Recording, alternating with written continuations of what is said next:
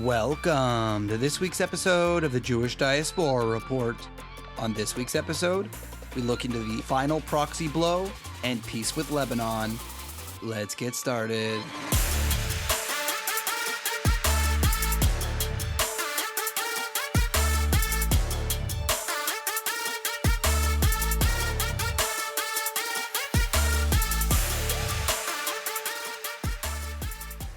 On June 26, 2026, this past week, incredible news broke about a peace opportunity between Israel and Lebanon.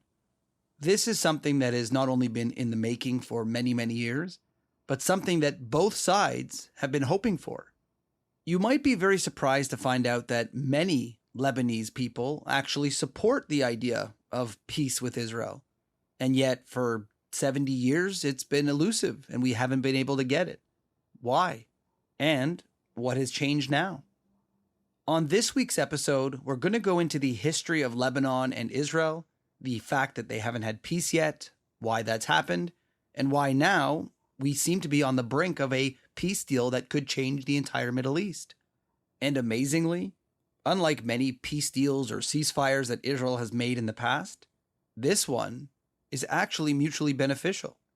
It's something that everybody's been hoping for. But in order to understand now what's going on with this peace deal, we need to understand how this all started. So let's go back in history and understand the conflict between Lebanon and Israel. Generally speaking, I'm sure most of my listeners understand the history of the 1948 war, 1967 war, the Yom Kippur War in the 70s, and so on and so on. And many of you have likely heard of the multiple Lebanese wars with Israel. It is safe to say that Lebanon has not been an ally or a friend to the state of Israel. But was this always the case? When we look back at the time of the Bible, you can see many stories that contain the Phoenician people, the people of Lebanon before it became Lebanon, and how close they were with the Israelite people. As a small example, if you look in 2 Samuel 5, you will hear the king of Tyre, who was very friendly with King David. That same king also helped Solomon, who built the temple. It is noted in the Hebrew Bible that it was the cedar wood from Lebanon that was supplied to Solomon for the first temple. There is no doubt that these two groups worked very closely together and had very good relations. Obviously, this changed very drastically when the Arabs moved into the area and took over Lebanon. Lebanon remained Christian, but became very Arabized. Many of those Phoenicians became Christian Arabs. Others might have taken on Sunni Islam, and some even Shia Islam. Needless to say, I'm sure most of my listeners are very well aware of the fact that any Arab state, by its nature being Islamic and Arab, didn't really care much for Israel. So as we get closer and closer to the creation of the Lebanese state by the French colonizers, the hatred towards Jews and Israel in the region grew exponentially. In fact, the head of the quote-unquote Palestinian Arabs, who wasn't an actual Palestinian, Haj Amin al-Husseini, spent much of his time in Lebanon because it was run by the French. When the British, in British Mandate of Palestine, kicked him out and wanted to arrest him for his anti-Jewish activity, he fled to Lebanon, where he no doubt spread his anti-Jewish and anti-Israel views to many Lebanese Arabs. And it's not a coincidence that al-Husseini decided, after leaving his time with the Germans, the Nazis, spreading propaganda to the Arab world, that he would settle in Lebanon until he died. So this could explain a little bit about why Lebanon joined the 1948 war against Israel. Not only were they Arabs, not only were they radicalized by people like al-Husseini, but they just couldn't stand a piece of land that used to be Arab land being turned into a Jewish state. So Lebanon happily joined the 1948 attempt to ethnically cleanse the land of Jews, and failed. Following that failure, Lebanon, of course, didn't absorb these Arabs, their fellow brothers that they supposedly were fighting for. They put them into refugee camps and left them there till this day. They didn't give them rights, they didn't give them citizenship, they didn't give them anything. By 1967, when the second war happened between the Arabs and the Jews, the Lebanese didn't have much of an army. It's a relatively small country when you compare it to places like Syria, Jordan, Egypt, Iraq. And so they did take part, but they didn't have a major offensive. They just attempted to do as much damage as they could. But we all know how the 1967 war ended. The Lebanese and all Arabs failed miserably yet again. And this second failure by the Arab countries to destroy the state of Israel then led to the infamous 3 no's, known as the Khartoum Resolution. No peace with Israel, no negotiation with Israel, and no recognition of Israel. And this continues to today, where Lebanon still does not recognize the state of Israel. They have no formal relations, and in fact are still technically at war with one another because following the 1970s war, when they failed yet again to destroy the Jewish state, they decided to just have a ceasefire and never end the conflict. In the Yom Kippur War in the 70s, again, Lebanon had a very small army and didn't really do much aside from trying to do the best they can at doing some damage. They didn't have a major offensive. They weren't able to really do much damage, but they tried and failed. I know this can get confusing because many times people use terminology that doesn't exactly make sense. For example, when we call it the Israel-Lebanon War, it's not always, at least recently, with Lebanon. Lebanon itself, the government, the official bodies, isn't really physically fighting with Israel. Since the 1970s, the wars between Lebanon and Israel are typically third parties, not Lebanon. In 1969, the Lebanese government allowed for the PLO, that's the Palestinian Liberation Organization under Yasser Arafat, to work within the Palestinian areas of Lebanon. They weren't going to actively stop them, and therefore it became a base to attack Israel. So here we have a bunch of Palestinian refugees put there by the Arab countries themselves, becoming radicalized and trying to attack the state of Israel. This, of course, was mostly directed by the PLO out of Jordan. These tensions boiled over in the 1970s when the Black September happened. Black September being the Jordanian government taking a full-on offensive against the Palestinian Liberation Organization, the PLO, who had been attacking Jordanians for years, including attacking their prime ministers and their king. Following the massacre of many Palestinians in general, a lot of civilians, in the hopes of destroying the Palestinian Liberation Organization, eventually the Arab world came together and decided that they would allow the PLO to flee to Lebanon, to safety from Jordan, in order to hopefully end the conflict. But it didn't. It just moved it. The PLO, which is now working within Lebanon, started to cause problems not only internally, but also attacking Israel, which then leads to the 1980s war between Israel and Lebanon. The reason why I suggest that this is a very inaccurate term, Israel and Lebanon, is because the Lebanese armed forces were not even fighting in this war. They had their own problems with falling apart because of their sectarian violence. But essentially, this war was just the Israelis versus the PLO. It had nothing to do with Lebanon other than it taking place in Lebanon. If you want to imagine what this is like, it's essentially the same thing that's going on right now with Hezbollah. It was just the PLO last time. So you had a group of Sunni Muslims who were attacking Israel from Lebanese territory, and now we have Hezbollah, who's a Shia group attacking Israel from southern Lebanon. It's essentially the same thing. This is why it's always funny when stupid pro-Pali people like to use the claim, well, Hezbollah didn't get started until 1980. What's the excuse for Israel attacking Lebanon then, if Hezbollah wasn't around? The answer? The Palestinian Liberation Organization. On a little bit of a side note, I want to go into something else just briefly to understand the conflict itself, because it will help us later. Following the end of the 1980s war, there is an infamous event called the Sabra and Shatila massacre, often referred to as an Israeli massacre, for literally no reason, and you'll find out why. These two places, Sabra and Shatila, are actually refugee camps for Palestinian Arab refugees, set up by Lebanon in Lebanese territory. And following the war between Israel and the Palestinian Arabs, a group of armed Christian Lebanese people went into these areas known to be Palestinian Arab refugee camps and massacred mostly civilians. There is no question that this was a complete and utter horrific event by Lebanese Christians against the Palestinian Arabs. They blame for starting this war and having people killed. Of course, the world hears Sabra and Shatila massacre today. It's been rewritten to blame the Israelis. They claim for some reason that the Israelis knew about it or should have stopped it, even though the war was already over. For some reason, they like to remove the blame off of the Lebanese Christians who physically did it and blame the Israelis for not somehow stopping it.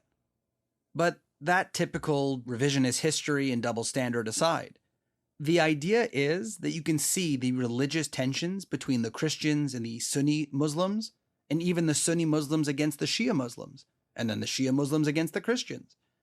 Since the inception of the modern state of Lebanon by the French, who set up a system that required all people to be a part, it has been essentially a failed state. No one gets along with anybody, and they just end up killing each other. But back to the story we were talking about before, which is the Palestinian Liberation Organization was then booted out of Lebanon for obvious reasons and sent to North Africa. This left quite a big vacuum in southern Lebanon where the Palestinian Liberation Organization was operating. And around the same time, in the 1980s, we saw the revolution in Iran, where a group of Shia Muslims took over that country and turned it into, unfortunately, what we see today. The Iranian regime was hoping to take their revolution and get Lebanese Shia to create Hezbollah, a proxy organization that will support Iran in continuing to attack Israel. In reality, their hope was to take over the entire country and have somewhat of a possibly mini Iran on Israel's border. The full takeover that Iran wanted, even with the help of the Syrian dictator, didn't really work out. But they were able to take over pretty much most of southern Lebanon, which is where they stay today, and why they attack Israel today. Hezbollah, with the help of Iran, has spent many years building up their proxy network, from the year 1980 to the 2000s when the first conflict between Hezbollah and Israel took place, the 2006 Lebanon War, which again is really just the Hezbollah-Israel war. Doesn't have much to do with Lebanon. And just like in previous conflicts, the Lebanese army didn't even take part in the 2006 war. It was literally just between Hezbollah and Israel. So as you can see, this is a very long and complex history of this region. This all didn't just start recently. But we can also see that the country of Lebanon has sort of been held hostage by these terrorist groups since the 1970s, whether it was the PLO or now Hezbollah. In a recent poll of Lebanese civilians, the majority of Lebanese people prefer peace with Israel. They don't want any more of these wars. They recognize the fact that these wars are not their wars to fight. They are just terrorist groups taking over their country. According to the Jerusalem Post, the Druze population, a minority in Lebanon who's often targeted, and a minority in Israel that is often treated incredibly well, supports the idea of peace at 84%, followed by Maronite Christians at 77% approving peace, and Orthodox Christians 72% wanting peace. Even a slight majority of Sunni Muslims, 52%, want a peace deal with Israel. However, the Shiite Muslims, the ones who support Hezbollah, had a 92% not wanting peace. So it's pretty clear that peace is possible with the majority of Lebanese people, if you remove the radical Shia. And this is exactly how we get to where we are today, which is a peace deal that's possibly going to happen between Lebanon and Israel for the first time in history. According to U.S. negotiators, an official peace framework was signed between Israel, Lebanon, and the United States, which will see a phased Israeli withdrawal from southern Lebanon, or parts of it. But interestingly, unlike previous attempts at peace and negotiation, this time the Lebanese army is going to move into places where Israel is supposed to pull out from, thus not allowing Hezbollah to take it over again, something that has never been done. In the past, they've put UN people in there from UNIFIL, and unfortunately we know how that went because we had multiple wars with UNIFIL completely useless. So possibly putting the Lebanese armed forces to allow them to get rid of Hezbollah themselves is a big difference. Assuming that this deal goes through and final negotiations are done, It is possible that we are seeing the end of Hezbollah completely, that the Lebanese army will get whatever aid and support they need from Israel and the United States in order to finally free their country from these terrorist groups, the ones that have been holding them hostage since the 1970s. Keep in mind, of course, that the way that the Lebanese government is set up is the fact that all three major religious groups have a say in the government. So, of course, the Christians and the Sunnis agree with this deal, and the Shia, or Hezbollah, does not, and they refuse to disarm. And this has always been the sticking point. We need to ensure that Hezbollah is finally removed once and for all, and we can let the Lebanese government do it. For once, the Lebanese government is actually tasting the possibility of freedom, thanks to the fact that Israel has destroyed Hezbollah so badly that now the very weak Lebanese army can possibly have a chance at taking them out, especially with help and intelligence from Israel. This deal could possibly lead to the fact that Israel and Lebanon will finally have formal relations and normalize, and even, for the first time in history, have Lebanon recognize the state of Israel. This is not only a massive thing for the Middle East, it's huge for Israel, but mostly it's the best thing for Lebanon, who could finally be free. And this might be some of the worst news for the Iranian regime, who has been trying desperately for the last few months to get the Lebanon front included in their ceasefire deal to stop Israel from finishing the job. This peace deal will not only allow Israel to finish the job, but even worse, allow them to help kick the Hezbollah people out completely. Iran is going to lose their foothold in Lebanon that they've had since the 1980s, controlling that country like a puppet. And similar to their proxy Hamas, using the Gazan people as human shields, no longer will Hezbollah be allowed to use the Lebanese people as human shields. In the end, if you look at the history of the Lebanese people and Lebanon as a country, you can see that it wasn't always bad. They had a great relationship with the Israelite people. This, of course, changed as Islam crept into the region and started creating an issue between Jews and Lebanese people. Many of the minorities within Lebanon, for example, the Christians and the Druze, really don't have that same ideology as the Muslims to kick the Jews out of the land. And often these groups know very well what it's like to live under the thumb of Islam in the Middle East. And many, secretly or openly, wish they could be similar to the Jews, decolonizing their land from the Arabs and getting autonomy to protect themselves from the Islamic regimes. And once the wars were all settled and Lebanon finally accepted its loss, the future conflicts were not between Lebanon and Israel. They were always between someone who had taken over Lebanon and held them hostage and forced their people to be harmed for an ideology that they didn't support. Maybe this final deal, not relying on the United Nations, a completely corrupt organization, and allowing the Lebanese people, with cooperation from the United States and Israel, could finally get rid of these groups that are taking over and harming the Lebanese people, stopping them from getting peace and prosperity. And hopefully, we will see peace between these two countries once and for all. And this might just be that final blow to that Iranian proxy to get rid of them once and for all and free the Middle East. This has been another episode of the Jewish Diaspora Report. Don't forget to check us out on social media at jdr.podcast and check out some of our other episodes on your favorite podcast source. We'll see you next time.